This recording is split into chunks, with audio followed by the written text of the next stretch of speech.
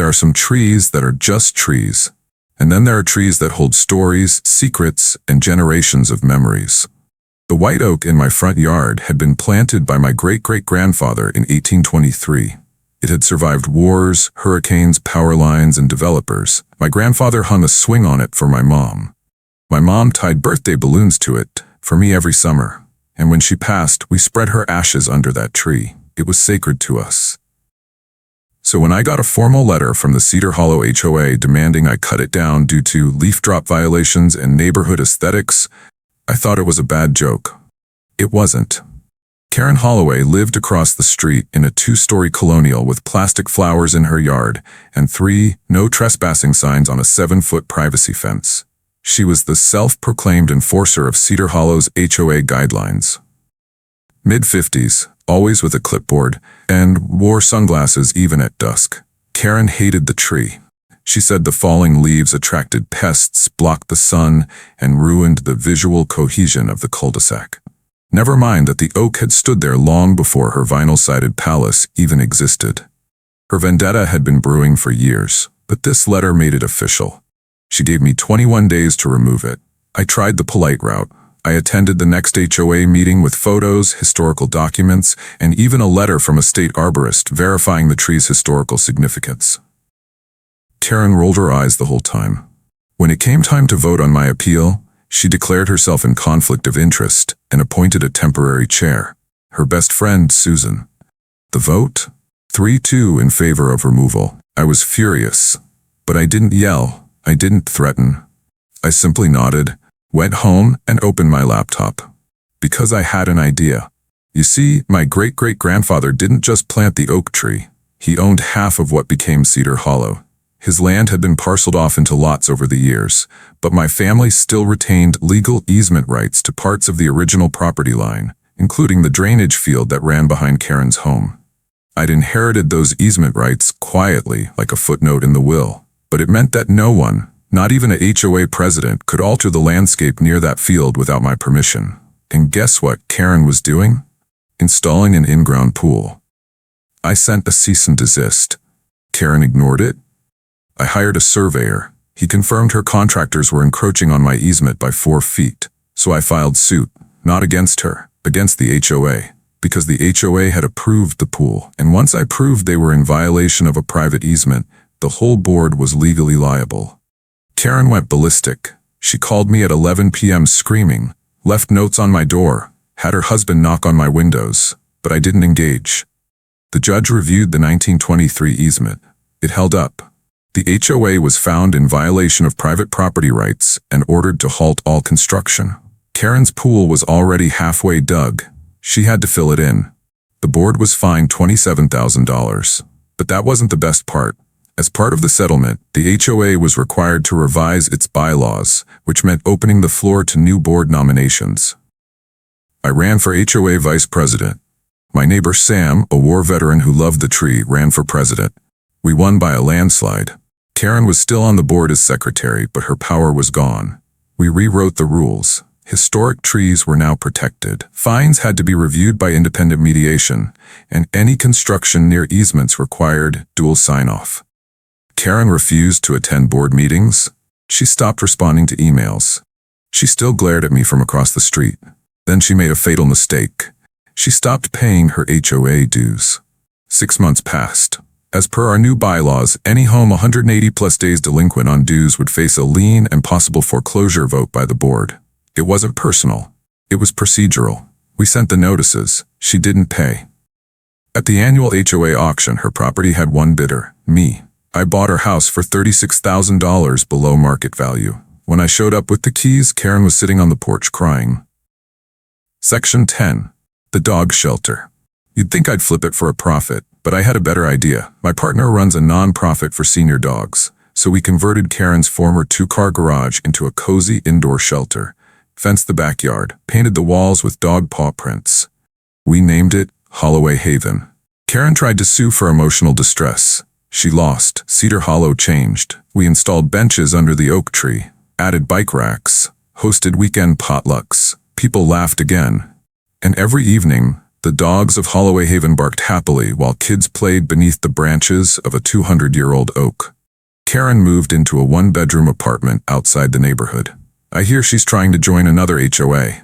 Rumor is they've already flagged her for excessive complaints. The oak still stands, strong, steady, rooted in history, just like me. And every time I sit beneath it, I remember this. Sometimes the best revenge isn't destruction. It's preservation.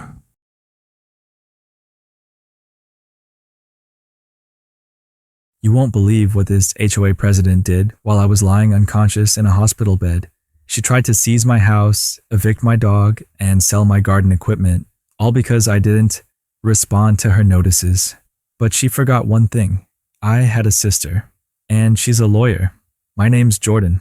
I'm a 46-year-old mechanic and proud homeowner in a quiet HOA-governed cul-de-sac in Tennessee. One day, I collapsed at work. Turned out to be a heart condition. I spent 6 weeks in the hospital recovering from surgery. No phone, no mail access.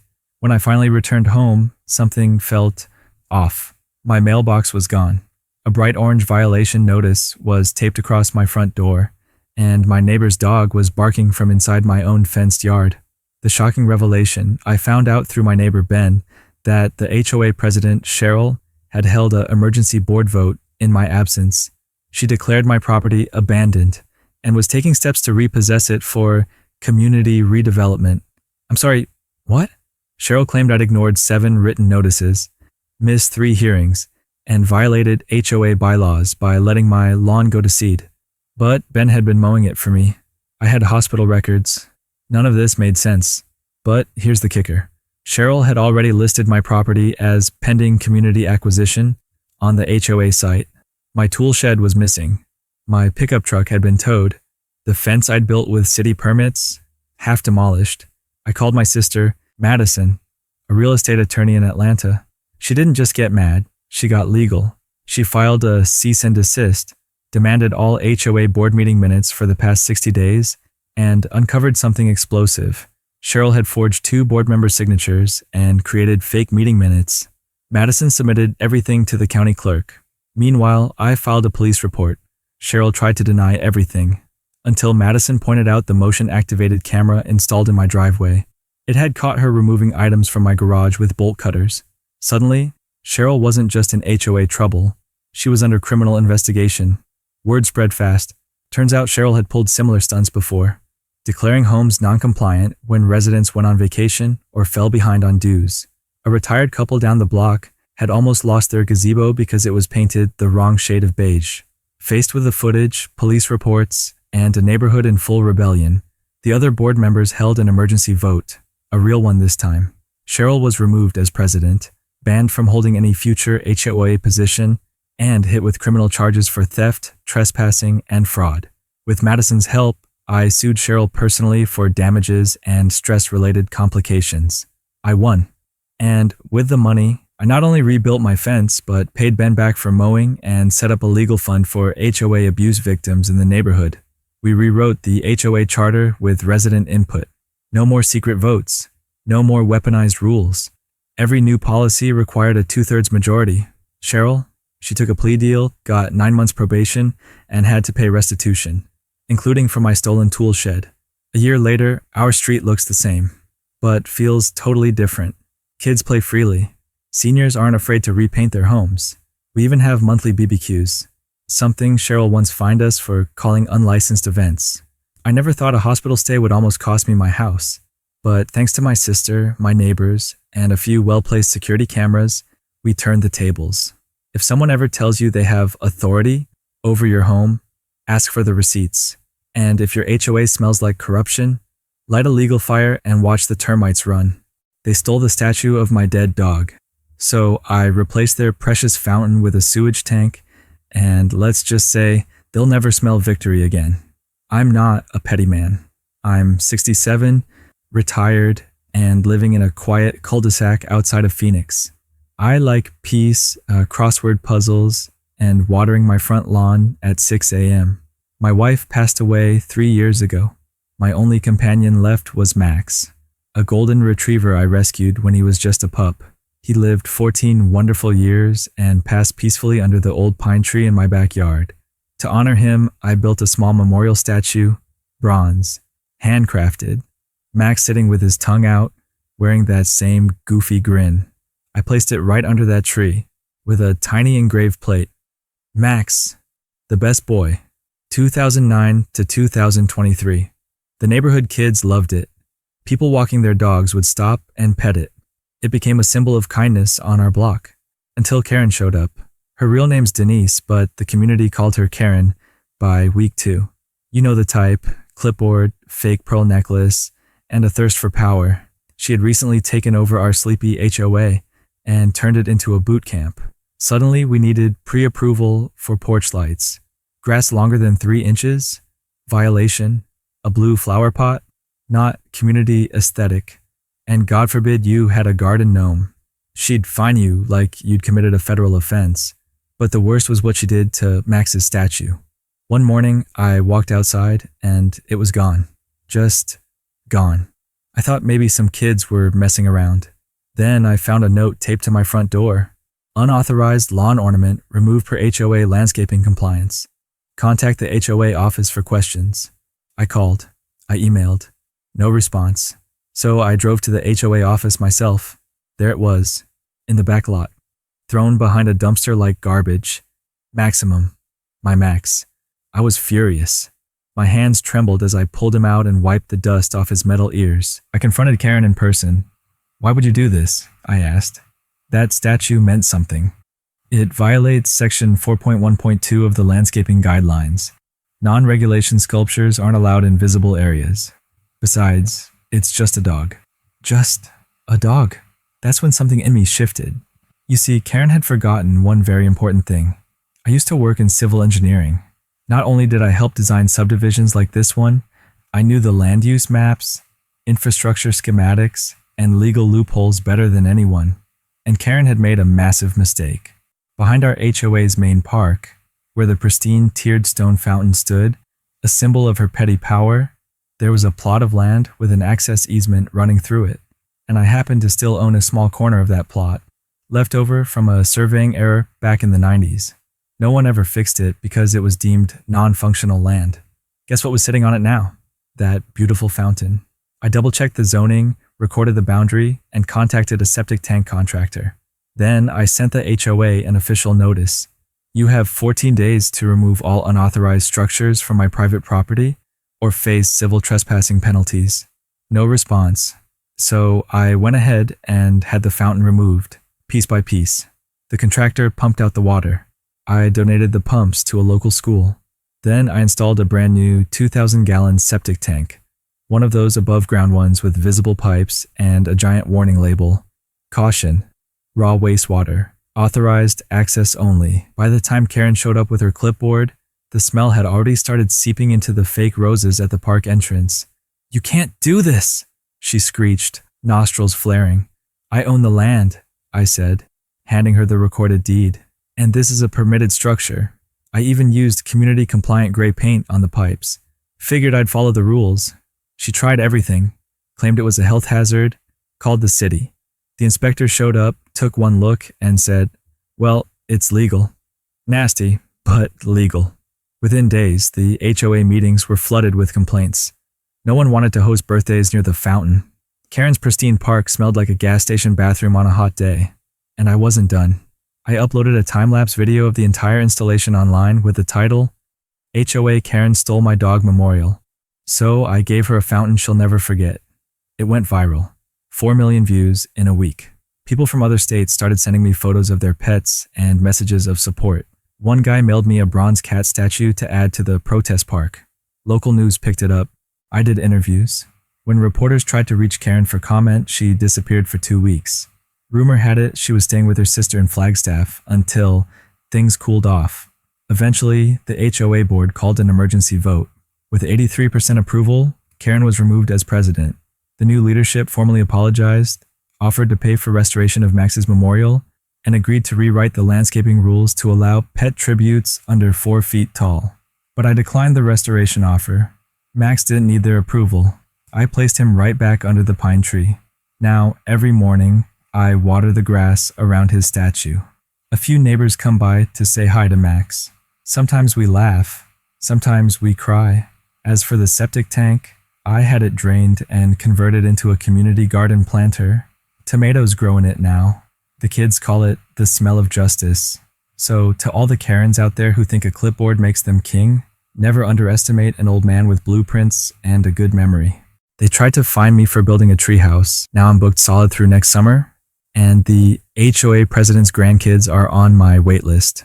My name is Derek, and I live in a quiet, upscale suburban neighborhood in Colorado. I bought this house 4 years ago after moving out of the city to raise my twin boys somewhere peaceful. My backyard is huge.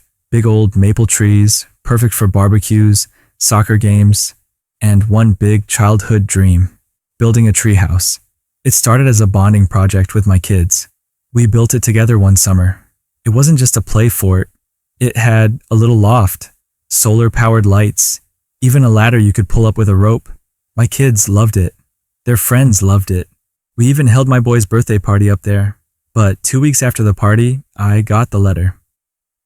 Notice of HO violation, unauthorized structure, followed by a $500 fine. Apparently, some neighbor had complained that the treehouse was unsightly and a potential liability. The complaint came straight from Carol Greaves, our HOA president, a woman who never missed a chance to patrol the neighborhood with her clipboard and sour smile. I called the HOA office to explain it was just a play structure. No response. I submitted photos. No response. I offered to add fencing or signs. Still, no response. Then they escalated. They issued a second violation notice and threatened a lien on my property if I didn't take it down within 14 days. But here's the kicker. The HOA's own guidelines didn't mention tree houses. At all. Not once. I checked every line, even the outdated appendix. I emailed Carol directly with that fact. Her reply? If it's not explicitly allowed, then it's implicitly forbidden. Seriously? That's when I decided, if they were going to treat it like a business issue, I'd turn it into one. I listed the treehouse on Airbnb. Of course, I added some upgrades first. Installed a tiny composting toilet, weatherproofed the walls, added a queen-sized foam mattress, and mini fridge. The listing went up as rustic urban escape, cozy treehouse, stay with mountain views. The price? $110 a night. By the end of the first week, I had 20 nights booked. Weekend retreats, writers needing solitude, young couples wanting a off-grid getaway. Turns out people love quirky stays. When Carol found out, she completely lost it. She stormed onto my property during a guest stay, snapping photos, threatening them with fines, and shouting that this was residential property, not a resort. My guest left me a glowing 5-star review and called the cops on her for trespassing. It didn't stop there. Carol called an emergency HOA board meeting. She proposed a rule banning any structures not directly attached to the house. But she didn't count on one thing. The rest of the neighborhood was actually kind of on my side. Turns out Carol had ticked off a lot of people. Beth and Roger, who lived 2 doors down, had gotten fined for leaving their garage door open too long. The Gonzalez family had been told their sunflowers violated uniform landscaping standards. My neighbor Louie fined $300 for having too many lawn ornaments, all of which were memorials to his late wife. At the meeting, I showed up with a binder of violations Carol had personally issued. Then I shared my financials. $6,540 earned in 2 months. Taxed and legal. No guest had caused problems. Not a single complaint, except Carol's. So, let me get this straight, I said, addressing the room. You want to penalize a father for building a treehouse with his kids, then creating a revenue stream in his own backyard, all because Carol thinks it's ugly? The room went quiet. Carol turned bright red. The vote on her proposed amendment failed, spectacularly, 8-1. But she wasn't done. A week later, I got a notice from the city zoning board. Carol had filed a complaint claiming I was violating residential zoning laws. I brought every document I had to the zoning office. Permits, blueprints, HOA bylaws, insurance, Airbnb safety verifications. The city official literally laughed. "She thinks this is a hotel?" he said.